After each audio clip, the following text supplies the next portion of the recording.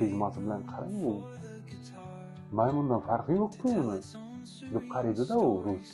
Uzr, bu yerda men millatimni yerga urmoqchi emasman, bu bir haqiqatlar.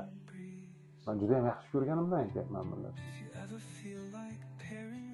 Rus ko'zidan qarasangiz, shunaqa sifatsiz. Tushuntiryapmanmi? Ana keyin bunaqalar soni juda ham ko'p ekan. Taqdirlar bu paytdagi men tanigan insonlarning ichida qanday tragedik vaziyatlarni, ularning hikoyalarini, qanday qilib Rossiyada 7-8 yil bo'ldi yashab yurganlar bor, 20 yil bo'ldi yashab yurganlar bilan gaplashdim, suhbatlarini oldim. Bu narsalarga yana keyinroq to'xtalamiz. Keling, men keyingi etapga o'taylik, hikoyamizni yana davom qildiraylik.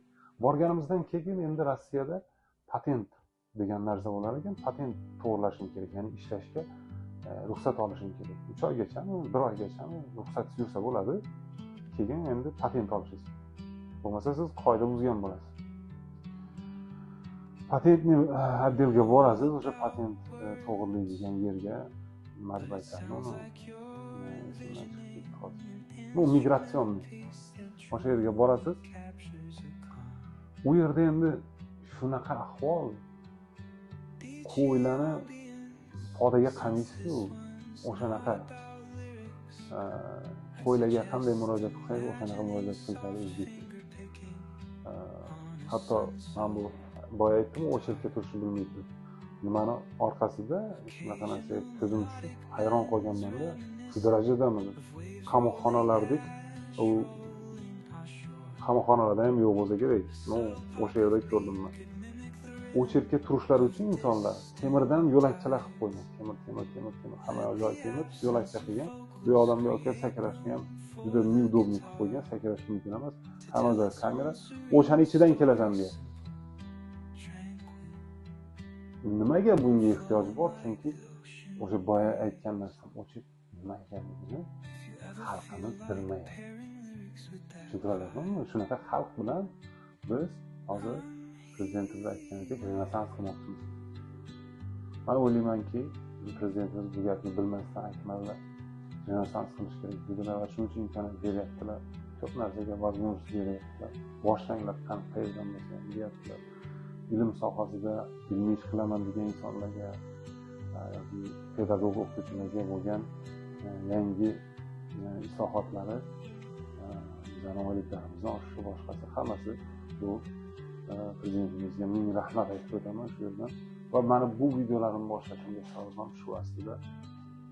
Men u yoqda kuzatgan o'zbeklardagi vaziyat juda ham qiziq vaziyatlarga tushganman, juda ham qiziq voqealarni ko'rganman. Balki katta ko'pchilikka qiziq bo'lmas, bu men uchun qiziqarli jarayonlar bo'lgan. Axloq, mavzuyimiz axloq bo'lgandan keyin ba'zi bir narsalar borki, uni aytaymi, aytmaymi deb qolasan-da odam, chunki ba'zan axloq ba'zi narsalar haqida gapirmaslik, jim turishlik ham hisoblanishi mumkin-da. Lekin bu narsalarni men nimaga gapirmoqchiman? Hozirgi gapiradigan narsalarni ko'p o'ylandim. Bu narsalar haqida aytaymi xalqqa, buni chiqarsa bo'ladimi o'zi, yo'qmi degan narsa o'tdi. Keyin o'ylanib shu qarorga keldim, chiqarish kerak. Chunki bu haqida gapirayotganlar yoki bu narsa haqida bosh qotirayotganlarni men shaxsan kuzatmayapman tevarak atrofimda va sotsial mediyada, YouTube'da bo'lsin, Instagramda bo'lsin yoki boshqa sotsial media, internetdagi xullas shularda bo'lsin, juda ham mashhur fenomenlarni ko'ryapmiz. Mana shunday bitta fenomen. O'zbek fenomenlarida bular. Yana bitta ism familiyalarni aytmay, hozir xafa bo'lib qolishmasin. Bularni xalq e'zozlayapti, bularni videolarini ko'ryapti-da. Xo'p, mayli, qachonki men aytmoqchimanki, qachonki insonlar ilmli, axloqli insonlarni e'zozlasa, rivojlanadi. Jamiyat o'laroq rivojlanadi.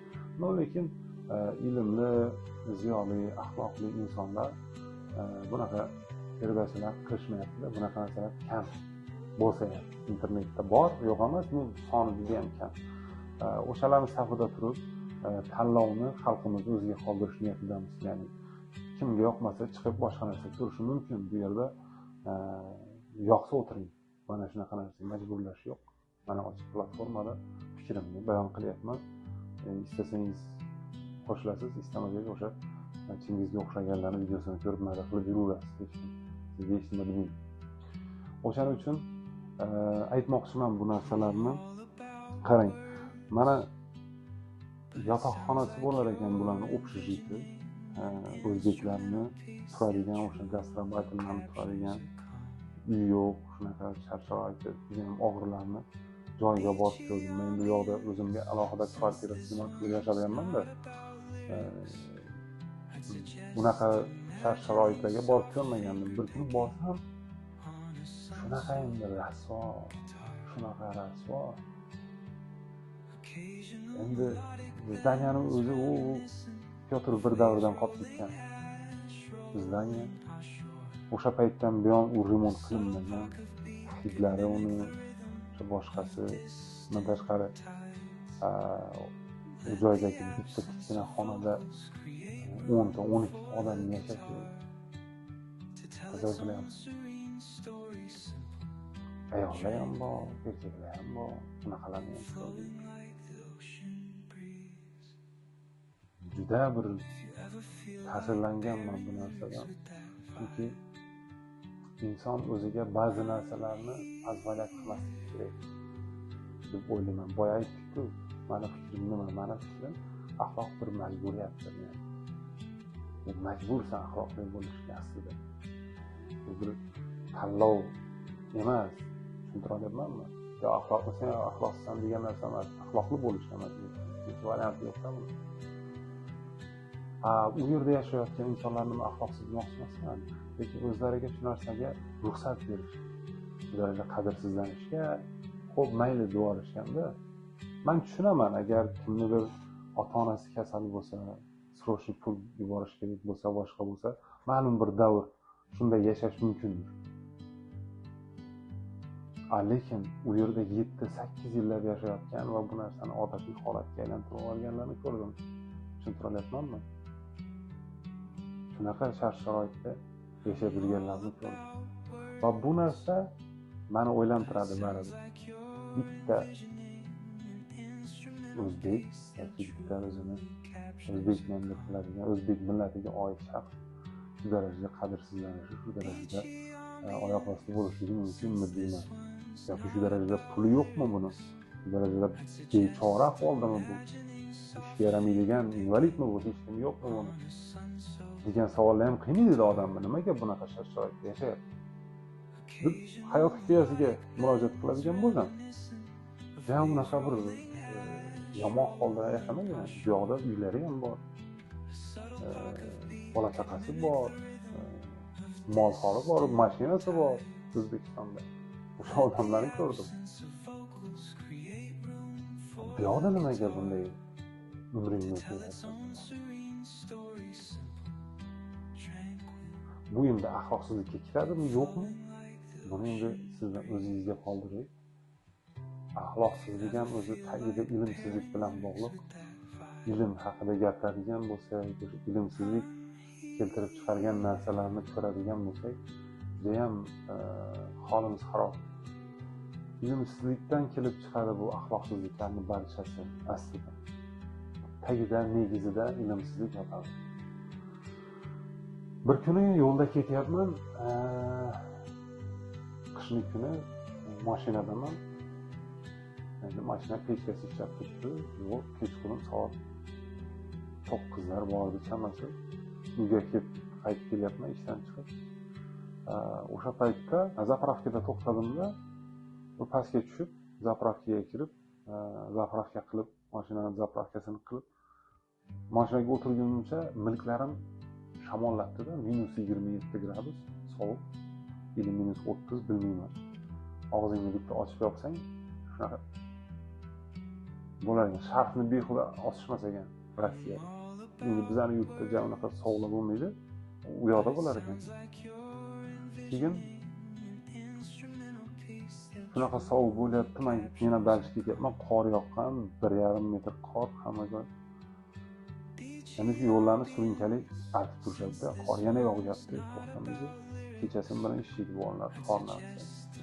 Bitta o'zbek svetoforda to'xtasam, yonimda o'sha bel bilan belgilayman o'sha nimani.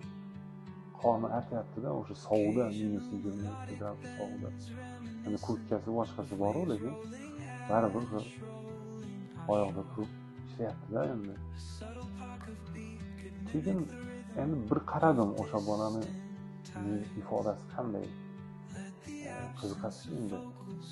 Qarasam baxtli настроенияda ishlayapti, nausnikda kim bilandir gaplashib, o'rtog'imni kim bilandir gaplashib, hali ishlayapti. O'tib ketdimda, o'sha narsa menga ta'sir qildi. Nimaga ta'sir qildi? Chunki o'sha bola где-то $1000 oylikka ishlayapti. Endi bilmayman qancha oylik oladi. Boring $1000 desak, $1000 ga ishlayapti. Bir oy shunaqa ishlasa, u bolada pochka, siydik yo'llari kasalliklari, prostata, mana shular bir necha narsaga nima bo'lishi mumkin-da. Kasallik nuqtai nazaridan yoki sog'liq nuqtai nazaridan bu boladan minus bo'ladi. Ya'ni $1000 oylikka u o'zi xursand bo'lyapti. Shunaqa ishim bor, mana ishlab uyga pul yuboraman deyapti, xursand bo'lyapti. Lekin o'sha $1000 ga bu yoqdagi ertaga $1 million ga ham topolmasligi mumkin bo'lgan pochkasidan kechyapti-da u bola. Sog'lig'idan kechyapti. Va buni bilmayapti, sog'lig'idan kechayotganligini hali anglamagan. $1000 ga shukr qilib, balki juda so'nib настроение bilan ishlayapti. Buyog'i yo'q. Endi u bola qachon buyog'ini angladi? U keladi 30-35 yoshida, ozgina pul ishlagan holatda keladi va bu yerda davolanishga harakat qiladi. Pochkasi og'riydi, beli og'riydi. Keladi doktorga boradi. Keyin ko'rasiz. Shunaqa ahvol. Kech anglaydi demoqchiman. Hozirdan o'sha yoshlarimizga anglatsak, hozirdan tushuntirsak, nimani o'rniga nimani almashyapti, bir fikrlatib desak, menimcha yoki ularni sonini ko'paytirsak, bizda albatta rivojlanish bo'ladi. Bizda albatta renessans bo'ladi. Tafakkurda renessans bo'ladi. Renessans o'sha tafakkuringizda 180 gradusga bo'lgan o'zgarish sizda renessansni yaratadi. Bunaqa voqealar sizning hayotingizda ham ko'p bo'lgandir. Men o'zim renessanslardan gapirishga harakat qilaman bu videoda. O'sha tagida o'sha narsa sizda ham shunaqa bo'lganmi? Diqqat qilganmisiz? Yoki shunchaki o'tib ketgandir, bo'lgan sizda. Lekin bu videoni ko'rsangiz, balki eslarsiz.